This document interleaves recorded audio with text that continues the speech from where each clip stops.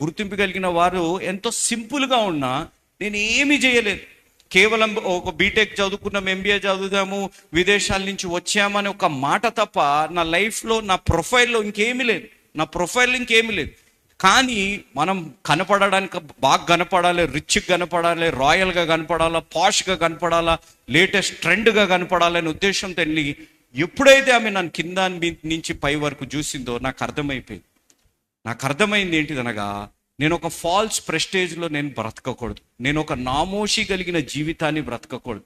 నా తండ్రి అడుగుజాడలలో, నా తండ్రి చెప్పినది వారు చెప్పినట్టు, వారు జీవించినట్టు నేను జీవించాలని ఒక తలంపుతో, ఒక ఉద్దేశంతో ఆ రోజు నేను మెడలో చైన్ కానీ ఉంగరాలు కానీ అన్నీ.